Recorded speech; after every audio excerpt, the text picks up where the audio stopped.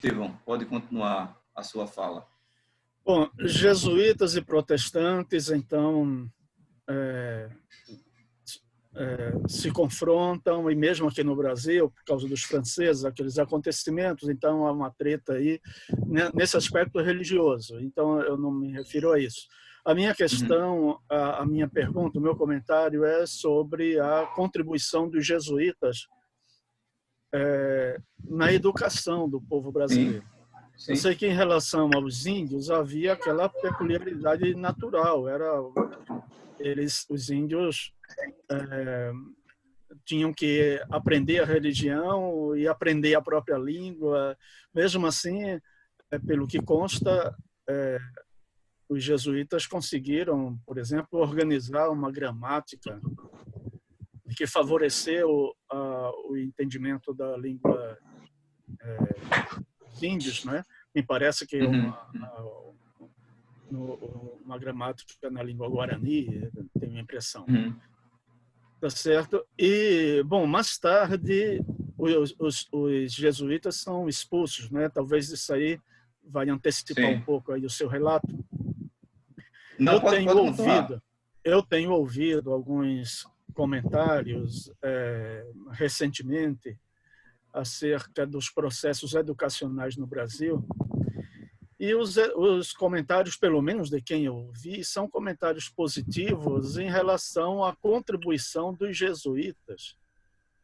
Porque, segundo consta, os jesuítas eram mais comprometidos com o que é chamado de educação clássica, e isso se demonstraria na ação educacional dos jesuítas em relação aos povos da cidade, não em relação aos índios propriamente, mas em relação aos povos das cidades, que as escolas, os colégios dos jesuítas e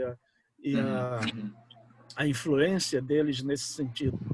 Então, se justifica, é a minha pergunta, se justifica lamentar que os jesuítas, lamentar a expulsão dos jesuítas e o impedimento a que os jesuítas levassem adiante esse modelo que seria mais identificado com a educação clássica, né, que há alguns grupos hoje que analisam essa situação, né?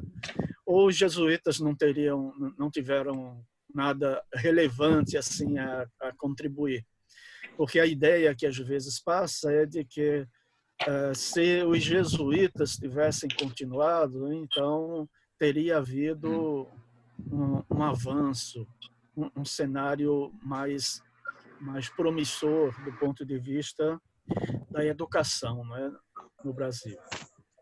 Não sei se eu fui claro, mas a minha pergunta é se a expulsão dos jesuítas foi uma perda mesmo, e se a gente pode destacar essa contribuição dele, dos jesuítas, essa afinidade com a educação clássica, etc. Ótimo. Então, isso foi importantíssimo, né? Sua lembrança. Então, quando a gente está falando de jesuítas, né, primeiramente, a gente está falando desse grupo que chega com o primeiro governador-geral e que o objetivo, inicialmente, com os nativos, é esse que eu estou falando, né? É a catequese E aqui é uma explicação interessante, antropológica e sociológica também, que daqui a pouco eu vou dar, em relação a essa passividade desses índios. Eu vou daqui a pouco falar sobre isso. Pelo menos inicialmente, né? Eles não chegam guerreando, a gente veio tomar a terra. Não, nós não aceitamos. Pelo contrário, tem toda aquela relação do escambo, né? Mesmo que enganados, ludibriados, mas eles também estão interessados naquela relação. Esse é um ponto. Então, esses jesuítas que vêm, ele não vem com o objetivo da educação propriamente dita. Agora, é certo que com o decorrer da história, né? Porque a própria ordem jesuíta, como tantas outras, elas vão ganhando formas de atividades diferentes, né? Então, obviamente que os jesuítas, eles agora, mais adiante, vão se preocupar com a questão educacional, tendo em vista que essa educação, ela tem o objetivo de alcançar agora a nobreza, não é qualquer um também. Isso. Né? É nobreza. Isso é um ponto. Agora, outra questão interessante que você bem lembrou, reverendo Estevão, é essa questão relacionada à expulsão dos jesuítas. Veja como são as coisas. Um grande contribuinte disso, né, de levar e incentivar para que os jesuítas sejam expulsos, não somente do Brasil, mas de tudo que eles pudessem ter influência religiosa das terras portuguesas, se dá por um motivo.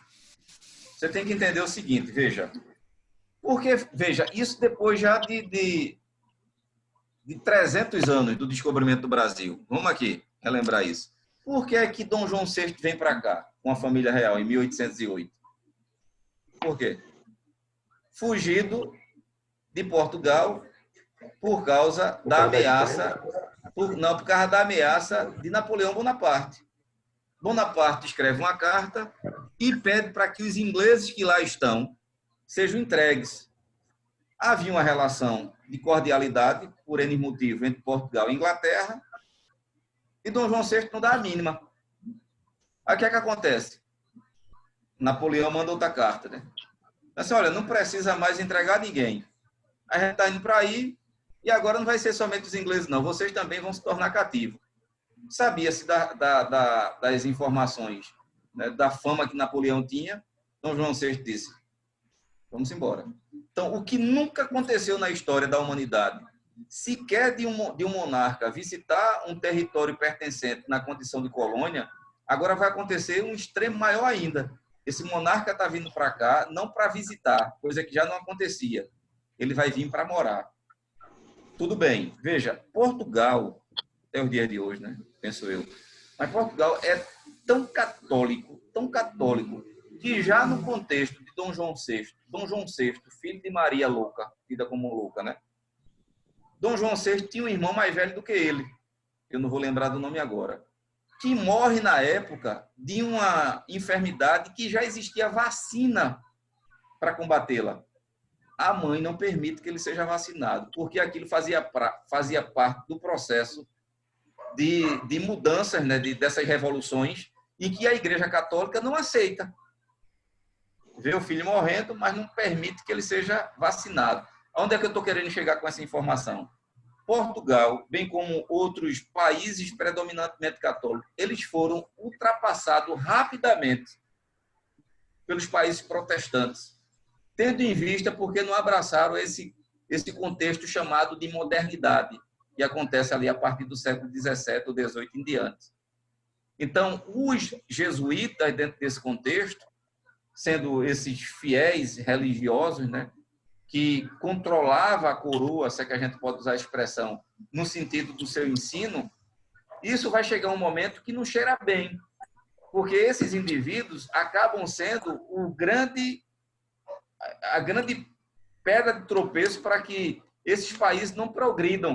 Então, é aquela ideia, ó, esses camaradas são tão compenetrados em religião que, ó, rei, ou tu abre mão disso e expulsa esses camaradas para que a gente esqueça esse lado da religião, estou aqui usando minhas palavras, né? E a gente progrida, ou senão a gente vai acabar se tornando colônia de outros países.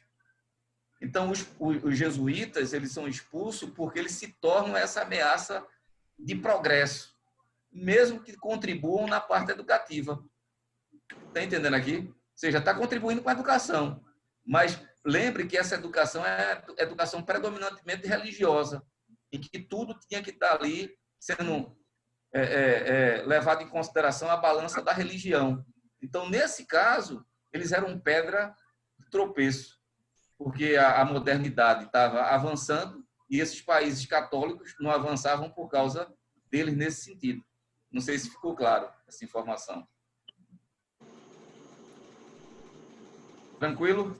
Silvan, pergunta, professor, nesse sentido dos jesuítas, a gente pode dizer que, de uma certa forma, eles foram usados por Deus para que, quando chegaram os primeiros missionários que pregaram o evangelho mesmo, de fato e de verdade, os jesuítas foram usados por Deus pelo fato de que, abre aspas, quem veio pregar o evangelho aqui, o povo que já estava aqui, já conheciam parcialmente que havia um Deus, que tinham sido criados por Deus.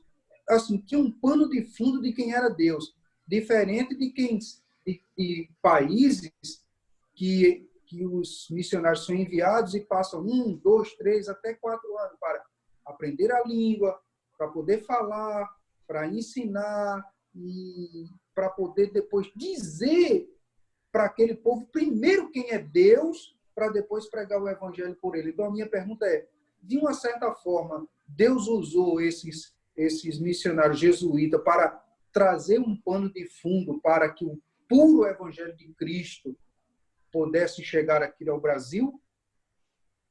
Então, Silvano, nada foge do controle de Deus, como nós bem sabemos, né?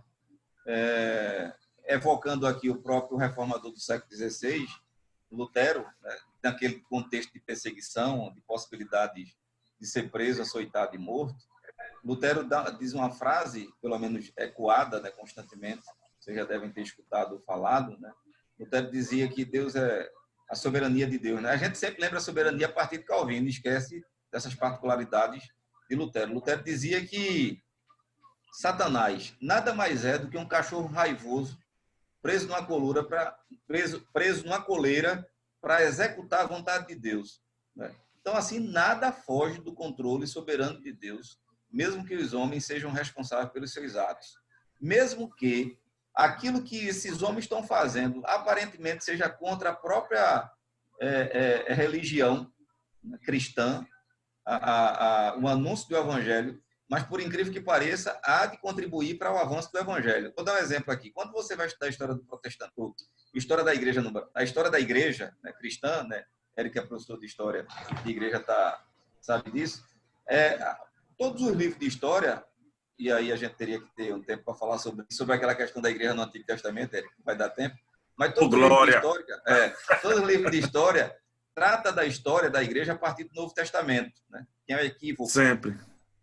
Então, veja, na partida do Novo Testamento, esses livros vão tratar do que eles chamam de plenitude dos tempos, que vai mostrar, por exemplo, entre 3 povos que vão contribuir para o advento do cristianismo, né? Que são os romanos, que são os gregos e os judeus. Cada um com sua contribuição, né? Seja com construção de estrada, seja com a língua, seja com a unificação da mensagem num único Deus. E essas pessoas que fazem isso durante séculos, antes mesmo da chegada do cristianismo propriamente dito, eles não estão fazendo consciente disso. Mas Deus, na sua soberana graça, está levando essas pessoas a realizarem a sua santa vontade. Então, de igual modo, eu também vejo, Silvano, que isso há de acontecer por intermédio de jesuítas, em parte. Ou seja, isso vai ser benéfico. Por outro lado, eu vou fazer uma comparação para você entender e lhe responder através dessa comparação. Veja, na igreja que eu pastoreei, a primeira igreja, eu, depois de um tempo, resolvi, era uma igreja já de tempo, tudo tal, tinha presbítero, tinha diáconos, eu resolvi, com essa liderança da igreja, dar alguns cursos para essa liderança, prepará-los, né?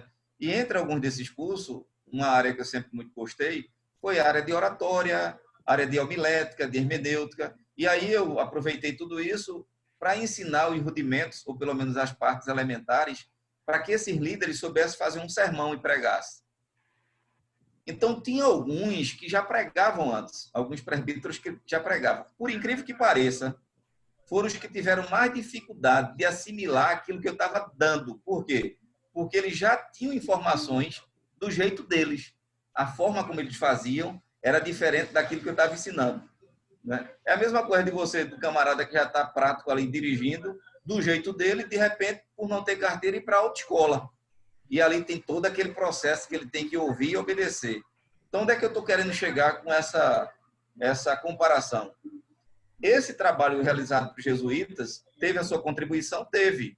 A língua, como o próprio reverendo Estevão bem lembrou, né? A tradução da língua, a questão desses documentos, né? Que vai ser feito, vai contribuir muito para que esses missionários venham para cá. Isso é ponto indiscutível. Houve essa contribuição. Mas houve um problema seríssimo também. Já identificaram qual foi o problema? Quando esses protestantes vêm e deparam-se com esses índios? A questão do sincretismo religioso.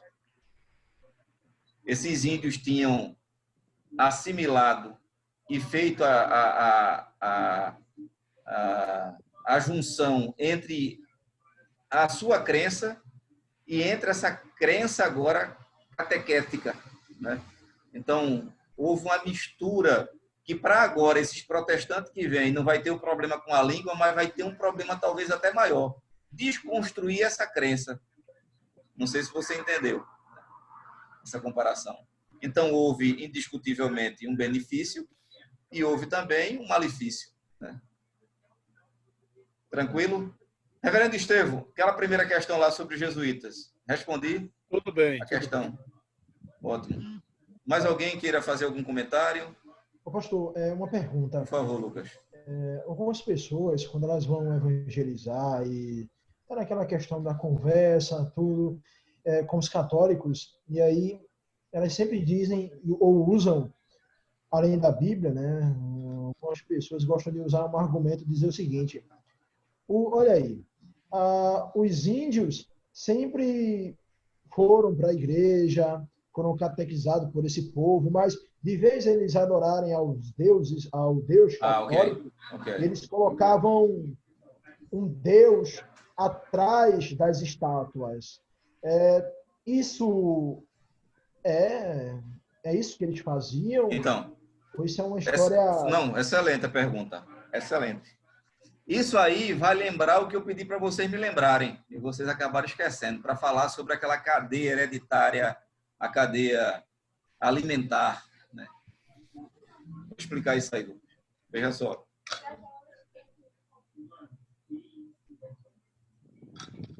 O irmão Eric acabou dormindo ali. Eu? Não viu nada? Eu tô aqui acordado, não. Tá aí, né? É porque a minha tela tá parada, eu tô abaixado assim. Oxe, travou aqui. Você está intercedendo, rapaz. Isso é um varão de guerra. Então, vamos lá. Veja, essa pergunta é interessante. Preste bem atenção. Quando os portugueses vêm para cá, não tem relação de reação. Há uma relação pacífica, né? De troca, né, o escambo ali e tal, até totalmente a posse. Com um tempo depois, esses índios, que também não eram, usando a expressão aqui, que não eram bestas, né? Eles percebem que tem alguma coisa errada ali. Coisa não é bem do jeito que aparentemente estava transparecendo. E eles fazem o quê? Foge daquele contexto ali do domínio, né? Ninguém melhor do que ele que conhecia a floresta. Foge. Mas agora os portugueses se veem necessitados de quê? Mão de obra. É quando agora vai vir para cá esses navios, né, transportando os escravos. Então, esses escravos, aí sim, né, diferentemente da relação inicial, e também para eles, né, um povo dominado. Muitos doentes e mortos ficam pelo caminho. Vão ser jogados aonde? No mar. No mar. Preste bem atenção aqui. Vocês sabiam por que daquelas oferendas para Iemanjá? Vocês já perceberam que aquelas oferendas para Iemanjá, que as pessoas entram no mar, geralmente o formato das oferendas é de um barco, e ali está as oferendas, pode ver. Sabe por quê? Não. Talvez até muitos adeptos que façam isso não saibam disso. Aquelas oferendas para Iemanjá, aquilo nada mais é do que em memória daqueles escravos que aqui não puderam chegar, que morreram no mar, que morreram nessa trajetória. E ali eles estão sendo relembrados através dessa prática melhor dizendo, afro-religiosa, né? Esse é um ponto. Então, veja, esses escravos que vêm para cá, esses negros que vêm para cá, vai acontecer o seguinte: ou eles vão ser batizados na saída, quando eles estão saindo de lá, ou aqui na chegada. Batizados em que sentido, pastor? Eles se tornam católicos. Eles se tornam católicos. E ele sabia o que era isso? Claro que não. Não sabia absolutamente nada. Isso é um ponto. Então, veja, isso é uma explicação antropológica e sociológica na área de quem estuda, especificamente. É por isso que eu vou dar essa informação, mas baseado no que eu ouvi. Pode falar, Lucas. Eu não sei se foi o senhor, pastor Eric, ou foi outra pessoa aqui que mencionou essa questão da mão de obra que veio de outros países. Então, nesse caso, a mão de obra das pessoas, das prisões e de outros lugares, né? Não, isso é mais adiante. Isso é mais adiante. Entre os franceses e holandeses, né? A gente está falando ainda desse processo de início de colonização entre os índios e agora os negros. Tranquilo? Então, veja, diante dessa necessidade de mão de obra, esses escravos vão vir para cá, né? Já num contexto de extração de cana-de-açúcar, questão da cana, né, para ser feito açúcar. E aí, aquilo que eu falei para vocês, né? Esses navios que vêm para cá, eles vêm com os negros, vendem, e o dinheiro que eles teriam lucro, eles compram de açúcar para voltar com a carga para vender. Tem o lucro vindo e voltando. Ponto. Aí, veja, na cultura afro, tem os caboclos, ou seja, pessoas que recebem a posse, né, ou são incorporados, né? Tem os caboclos e tem os orixás. Já ouviram isso? Caboclos e orixás. Então, os caboclos, eles são oriundos dos antepassados indígenas. Ou seja, os caboclos estão ligados à religião indígena.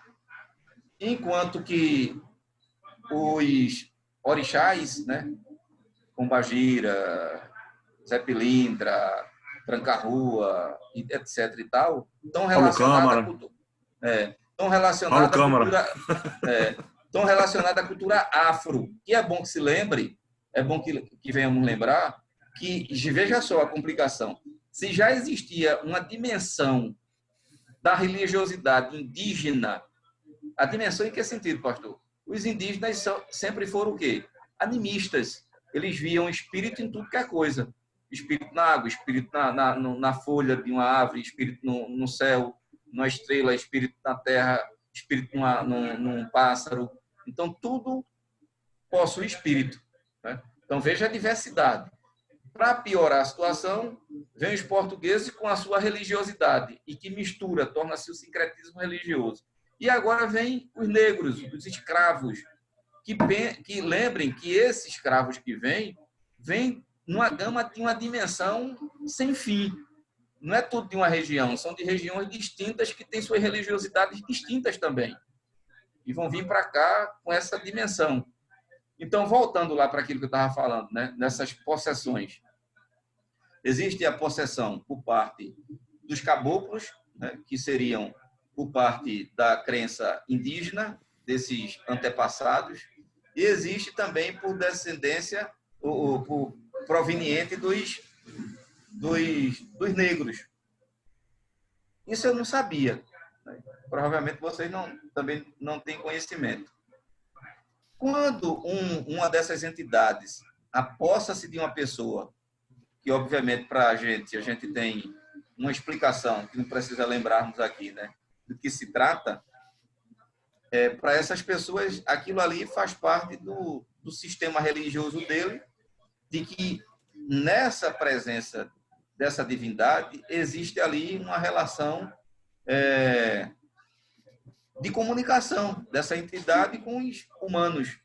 E aí é interessante, porque essas entidades provenientes do caboclo, né, do índio, eles geralmente são mais arredios, são mais agressivos, diferentemente dessas entidades mais voltadas para o culto afro. Isso eu estou falando do ponto de vista sociológico e antropológico, quem estuda isso. Se vocês quiserem se inteirar mais sobre isso, tem um antropólogo, muito amigo meu, já um senhor de 80 anos esse ano, uma sumidade, um camarada respeitado aqui, fora daqui, né? Mesmo com a idade que tem ainda, mas vocês podem pesquisar muita coisa dele, coloca o nome dele aí. O nome dele é Roberto Mota, Mota com 2 T's. Roberto Mota é o filho mais velho do poeta Mauro Mota, né? Roberto Mota é neto de um pastor presbiteriano chamado Natanael Cortez. Então, Roberto Mota, que teve educação inicialmente protestante por parte da mãe, a mãe falece com 6 anos, ele vai ter educação por parte da família do pai, católica, e depois, num adulto, vai fazer o mestrado e o doutorado dele, e acaba por recomendações no doutorado do orientador dele, enveredando para pesquisar essa questão da cultura afro, né? A questão do Xangu. Então, é um camarada, uma sumidade no assunto. Então, você vai pegar muita coisa que ele vai estar falando sobre isso. Então, voltando, essas entidades, elas têm representações de manifestações distintas. Os caboclos, geralmente, são mais agressivos, né? Você vê, de repente, uma mulher que tem... E, geralmente, esses caboclos, numa grande proporção, são espíritos de crianças. Crianças, né? E que tem uma força que 10 homens acabam não conseguindo. Enquanto que, na maioria, os orixás, eles são mais fáceis de serem dominados. E a explicação antropológica e sociológica a respeito disso, veja como são as coisas. Eles vão dizer, isso se dá porque os negros que para aqui vieram, eles foram pacíficos. Eles não tiveram reação. E aí você fica sem entender, rapaz, como é que isso funcionava? É o camarada negro do tamanho de um poste, forte, assim como ele mais 10 ali, sendo chicoteado e não partindo para cima de um camarada daquele para dar uma pisa. Então, esse procedimento, né, de dominação escrava se dá agora sendo representado por essas entidades. E aí os antropólogos, sociólogos, né, que estudam, né, vai dizer esse procedimento desses espíritos terem mais facilidade de serem dominados porque eles são provenientes de um povo que foi dominado. Diferentemente dos índios, desses caboclos, né? Porque eles não aceitaram, eles aceitaram durante um tempo porque eles não entendiam que estavam sendo ludibriados, enganados. Mas depois que descobriram, eles pularam fora. Entenderam isso aí por enquanto? Aí vamos para outro ponto, que foi a pergunta que o Lucas me fez. A pergunta foi a seguinte, que vocês já devem saber, né? Fruto do secretismo. Eu vou mandar para lá para vocês lá no grupo uma parte do filme Pagador de Promessa, que trata especificamente sobre essa questão do sincretismo religioso aqui no Brasil. Vou mandar para vocês perceberem isso. Mesmo tendo assistido o filme, talvez vocês não tenham se detido nesse diálogo. Desculpa, esse diálogo que trata sobre essa mistura, né? Esse sincretismo. Então, Lucas, é o seguinte, veja. Eu sempre ouvi, assim como vocês, o seguinte. Tendo em vista que esse povo que domina como um todo, e domina não somente a questão do indivíduo, mas domina aquilo que lhe pertence, entre essa pertença à sua própria religião. Então, a informação que eu sempre tive foi que os índios, né, e mais ainda os negros, né, os índios fogem, mas os negros, eles não tiveram a liberdade de expressão da sua religião, né, porque eram escravos, e isso era uma afronta à religião católica, e por isso eles arrumaram um jeito para mascarar a sua expressão religiosa, adorando as imagens do branco, as imagens católicas, tendo a representação por trás que seria a sua imagem. Tanto é que no sincretismo religioso, né, Iemanjá é para o afro, e é também essa mesma representação para a Igreja Católica, Nossa Senhora, eu acho que é isso, né? Então, essa foi a informação que eu sempre tive. Eu fiz essa pergunta ao professor Roberto Mota, isso não faz muito tempo, se faz um ano, faz muito. Eu disse, professor, isso é verdade mesmo? Que os negros, por exemplo, eles adoravam as imagens do branco, da Igreja Católica, porque eles eram proibidos. Se assim fosse pego, eles poderiam até sofrer ameaça de morte, serem aceitados e mortos, etc. E tal. Veja a resposta dele. Uma pessoa que pesquisa. Ele disse: Zé Roberto, isso é muito a imagem criada pelo antropólogo e o sociólogo.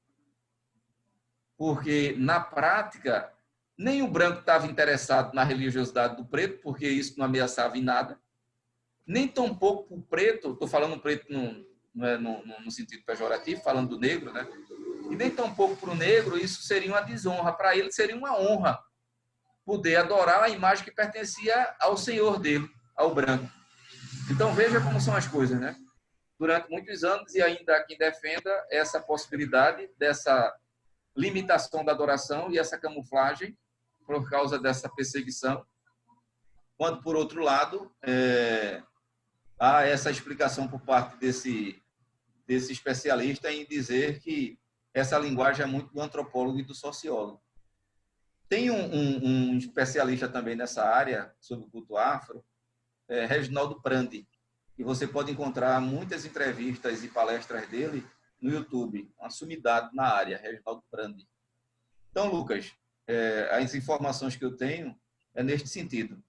Como o tempo ainda permite aqui, 6 minutos, vamos fazer o seguinte, veja, daqui a 6 minutos, termina o nosso tempo, né, aqui, e também termina o tempo da aula. A gente vai fazer a mesma coisa. A gente, terminando esses 6 minutos, a gente retorna a quem puder, para a gente levar mais um tempo aqui com outras informações. Tranquilo? Mas deixa eu terminar essa informação sobre esse assunto ainda. Lembra lá da cadeia que eu falei alimentar, né? Veja, isso acontece aqui no Brasil, mesmo que de repente a gente nunca tenha parado para pensar ou perceber. Isso seria bom um quadro, mas depois eu posso fazer essa representação simbólica e mostrar para vocês como acontece. Mas falando, vocês já vão ter uma noção. Veja, nós temos aqui, as pessoas imaginam o seguinte: a religião só chega no Brasil em que momento? Qual o momento que chega a religião no Brasil?